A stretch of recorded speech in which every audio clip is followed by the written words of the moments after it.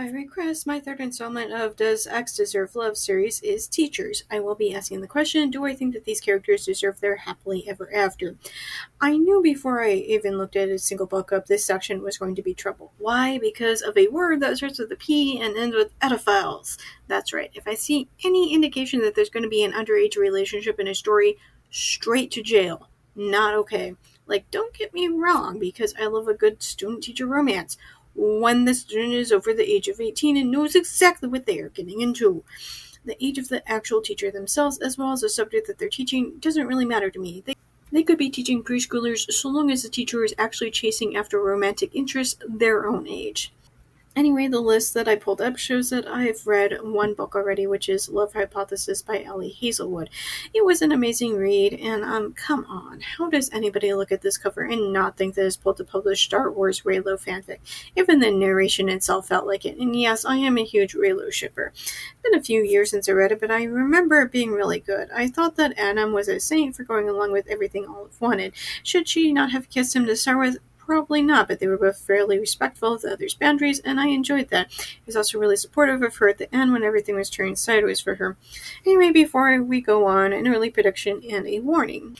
Unlike with Doctors, I don't have a lot of hopes for this, but I'd like to hold out some hope that they won't all be terrible, unlike the billionaire romances. So, 75-25 split. Probably about 7 books will be bad and undeserving of love, and 3 of them will be really good. The warning that I'm going to give is going to make a lot more work for me in the future, but it's a risk that I'm willing to put on the table. If I start up a book and it turns out that one of the characters is underage, I'm going to drop it and put the entire thing on blast. Let's get started, shall we? The first book I tackled was See Me After Class by Megan Quinn. This was a double whammy in that both leads were high school teachers chasing after one another. So do I think that Greer and Arlo deserve love? In a surprising twist, up until the halfway point, I was going to say no. Then Greer pointedly told Arlo that their relationship was toxic and that they shouldn't be together anymore. Arlo fell apart, and as he watched Greer going on a date with somebody else, he decided that the problem actually was him. So he worked on himself. Yes, you heard me. The dude took a hard look at himself and realized that he was going to miss out on something super special because he was an asshole, simply because his mother and grandparents didn't love him enough. Up until that point, I was going to say no. When they were first introduced, the two of them rubbed each other wrong. Greer was a new higher English teacher who wanted to shake up how literature was taught to students. Arlo was the 8-year teaching veteran who liked his lesson plans. Thank you kindly.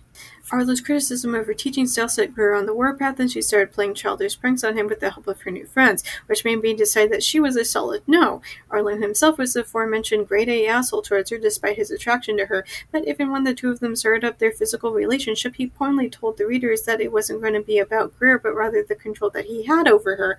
However, as mentioned, they both had their proverbial come-to-Jesus moment, that you can break up with somebody if they're not seeking the same thing you are. Greer was looking for long-term, Arlo was clearly more interested in power over her, but most importantly, working on yourself. Christian Grey could and would never. Despite all the work that they put into their relationship to finally end up in a good place, and also despite the fact that they had a midpoint breakup, the book also threw a 3/4 point breakup at us as well, and that was super frustrating. Since Arlo had been against Greer's teaching style, his initial report about her had been less than cheerful, so her first evaluation was so bad that the district wanted her gone, all because of Arlo's review. Yes, even despite the fact that everybody else loved her, including her students. Teachers are continuously evaluated, and it would have been one heck of a bad review in order for the district to demand that Greer be terminated over winter break, especially seeing as how the principal nor the district bothered to actually observe her class. They jumped all of protocol and went directly for trying to fire her. That's not how any of this works. Okay, thanks, bye. However, all of this was simply to set up Arlo realizing that he can make teaching the classics fun and approachable for teens. The kiss and made up with Arlo dressed as Mr. Darcy. Yawn, pick a different classic romance novel. Next, I read First Semester by Q.B. Tyler. So, do you think Aiden deserved love? No. And for once, this wasn't some asterisk moment. Granted, he wasn't abusing Skylar, but their relationship was kind of messed up to the point of worry.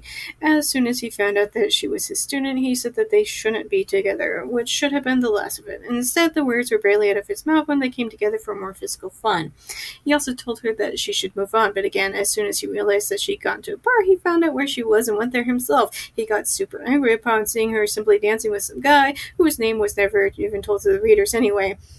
Their narration would also not stop highlighting their 13-year age gap. He kept acknowledging the fact that she should be at some college party, that she still needed a fake ID to get into the bar, and then there's the weird power play that he kept pulling on her. Like, this is the reason why student-teacher relationships aren't allowed, and he saw no problem with it. Look, I get a bit of sexy role playing, him kind of joking that she would only get an A in class if she got him off, except, was it a joke? Look me in the eye and tell me that it was a joke. Please, for the love of sanity, tell me that it was a joke. Not helping this was that almost immediately followed up by him passing papers back in class and pretending like he'd failed her. I hope I don't have to explain how messed up that is. Not only is it not funny, but it's honestly kind of psychotic. I seriously don't know why she stayed after him doing that. Like, girl, have some self-respect. Oh, who am I kidding? Her character revolves around falling to pieces when her current boyfriend eventually breaks up with her, something that I'm honestly kind of hung up over. In one chapter, she told the readers that she was upset when her boyfriend broke up with her, that they were going to get married, but in the next chapter, she told us that they were only together for 3 months. So she ran off to Italy for a year to be sad. For a year. Not only do I feel like Aiden doesn't deserve love, I also feel like their relationship isn't meant for the long term. They had no common interests outside of doing one another. The only reason why they lasted until her graduation was simply because the author demanded it. Realistically, I'd give their relationship another 6 months, which seems a bit generous. Following this, I read Temptation by Ivy Smoke. Do I think James deserves love? No, with a giant asterisk. This one started off weirdly similar to the book I read right before this first semester. However, I was able to write off most of them simply as a side effect of the genre. There was even a scene where James pretended like Penny had gotten a bad grade in class simply so that he can have an excuse to talk to her. So obviously, I'm not going to excuse James doing it too. He honestly wasn't all that bad, which is why I gave him the soft no. But as I was finishing up the book, he gave Penny basically a new wardrobe because he was filthy rich. And I was like, he's a subclass of billionaire. Of course he's a terrible person. Granted, I was kind of more hung up over how terrible of a person that Penny was. She strung along another guy for most of the book and even almost had sex with him during the obligatory third act breakup. And on top of that, she went the entire length of the book intentionally not correcting James's assumption about her age, which resulted in them breaking up right before the end of the book. Ugh. Well, I'll not be reading more of this series, thank you. I refuse to believe that there's anything else for them after this. Overall, this is kind of reinforcing why I hate non-paranormal age gap relationships and why I think that student-teacher, while she's still a student, relationships are icky. Yes, even those college ones, because while she was technically over 18, there's still way too much power imbalance. So yeah, I believe that James was a creepy predator who took advantage of a vulnerable young woman, but at the same time, she encouraged a relationship in exchange for sex. Neither of them deserve love. Up next is Getting Schooled by Emma Chase. This one was another twofer, with both of the leads being teachers. Sort of. Do I think that they deserve love? Yes, but this is something that comes with a lot of necessary explanation. Overall, the story was god-awful. We were going on a road trip, and my husband wanted to know which book that I was going to be starting soon, so I said this one, and man, did I pick a stinker. Right off the bat, I could tell that this was going to be bad, and my poor husband, unused to the absolute lowest of the low, was completely unprepared. While I do say that yes, both Kelly and Garrett deserve love, it's kind of this thing that's difficult to quantify, because on a surface level, neither of them are verbally abusive towards one another, force the other to do things that they don't want to do. The list could go on for a while. Go listen to some of my explanation for no's about other books.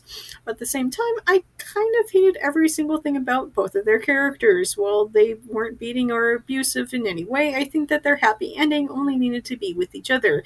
It's one of those Bella Swan deserved to end up with Edward situations because both of them were truly awful people that I wouldn't want to inflict on the rest of the world. At one point in the audiobook, not too long after the relationship started up, my husband looked at me and said, between this and Lord of the Rings, I'd sooner believe elves exist than anything happening in this book being realistic. It also doesn't help that the female lead, Kelly, ended up discarding all of her hopes and dreams in favor of moving across the country to be with Garrett. Like, sure, the book painted this as a happy ending, but holy cow, not even the best eggplant in the world could convince me to give up the potential to move to a $2 million beachfront condo in California. Next is Losing It by Kara Cormack. And man, if I had a nickel for every time that I started up one of these student-teacher relationship books and it followed the plot of lonely college girl hooks up with hot man in bar, man turns out to be her new professor, pining and misunderstandings ensue for the rest of the semester, I'd have so many nickels. I'm honestly getting so sick of this plotline, for real.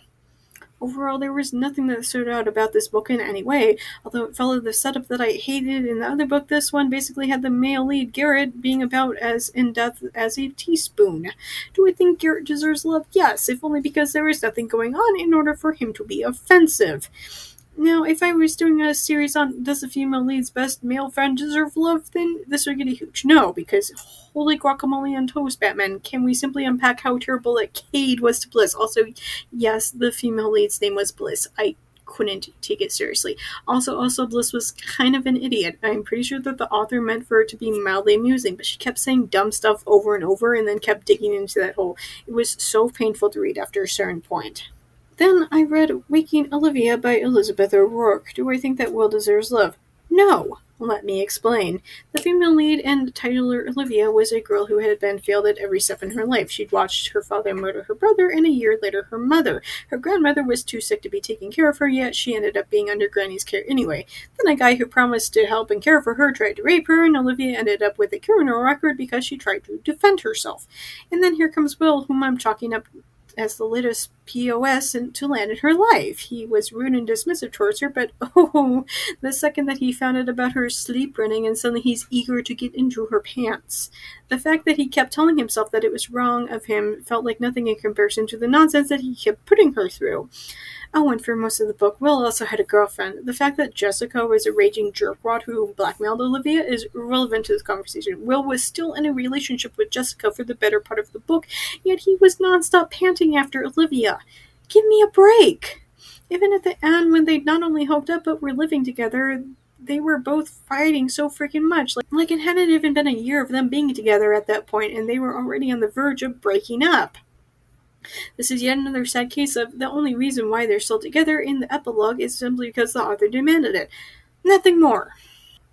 Up next, I was supposed to read Sweet Dandelion by Michaela Schmelzer.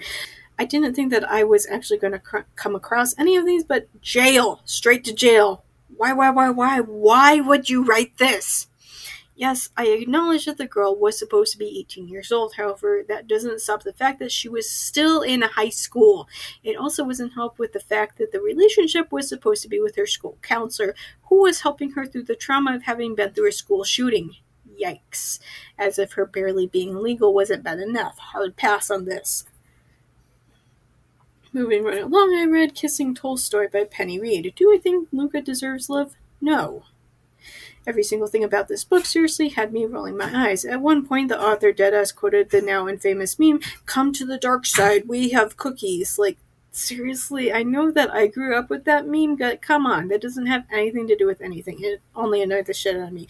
Anyway, the story hit all of the marks that I've come to loathe about this subgenre. She met a hot guy at a bar, only to discover that he was her professor sometime later. The two of them do this emotional dancing around one another before they kind of both give in to their primal urges. Why is it that I say that Luca doesn't deserve love? Right off of the bat, he was dismissive and rude towards Anna as soon as he realized who she was in his class. He ignored her in class and seemed to go out of his way to give her a good grade in his class. Furthermore, when Anna was frustrated with his behavior and subsequent sexual assault that happened in his office, she tried to drop his class, which he refused to accept and tried to force her to take an F, which would have ruined her academic record. Like, buddy, you aren't going to win her over by forcing her to accept you. He also knew where she worked and harassed her at the restaurant until she agreed to leave with him. Rule number 1, ladies, never go to a second location. I don't care how hot that he is, this is how you end up being raped and murdered. This isn't romantic, this is the opening of an episode of Law & Order SVU. I think the entire thing was made even worse with the fact that the story ended right as the two of them hooked up. Not like I wanted to see more of this train wreck of a relationship. I've read enough train wreck romance novels to know that things never actually get better. The story was 100% not it. Up next was Not My Kind of Hero by Pippa Grant. This was one of the few that I found that wasn't a student-teacher relationship, so maybe my meter is a little broken in regards to this, but yes, I do think that Flint deserves love.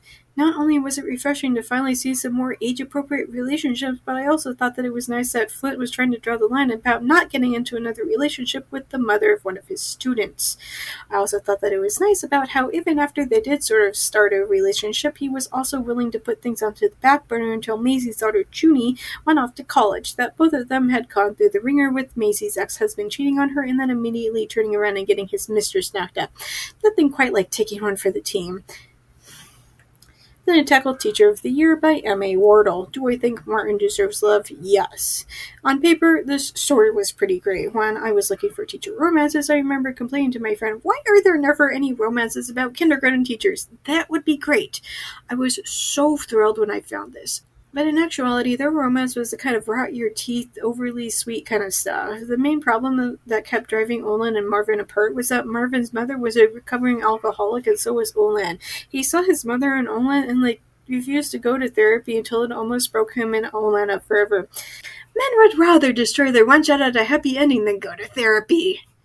Also, we need way more romances about kindergarten teachers hooking up with hot parents and less college professors lording grades over barely legal girls. Okay, thanks, bye. Finally, was Rock Bottom Girl by Lucy Score. This one was another double whammy with both leads being teachers. Sort of. It was also another case of girl is forced to move back in with her parents in a small town where she's forced into a teacher position despite having zero qualifications. There she meets back up with her old high school sweetheart where they eventually fall back in love. I told my husband about this since we'd listened to the other one together on an audiobook. He asked me, how many of these books are there? But I was quick to tell him that the bar was set at not a college professor who takes advantage of his position of power over a barely legal college student. Do I think that Marley and Jake deserve the happy ending? Yes, if only because literally nothing of value actually happened. Much like with the other story of a similar plot, this book was also bogged down with the drama of living in a small town and being a teacher to a bunch of moronic, drama-driven teenagers. It was tedious to read and unbelievably boring. However, as far as not being in a toxic mess of a relationship goes, my god, the bar is on the ground here, but at least they didn't break out the backhoe.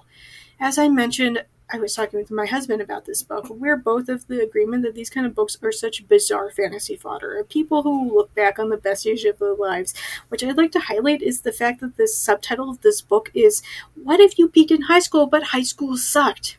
Marley was desperately trying to destroy her own happiness with the idea that she deserved better, but at the same time, yes, why shouldn't you go chase your actual dreams, the first of which is not being in a small, judgmental town?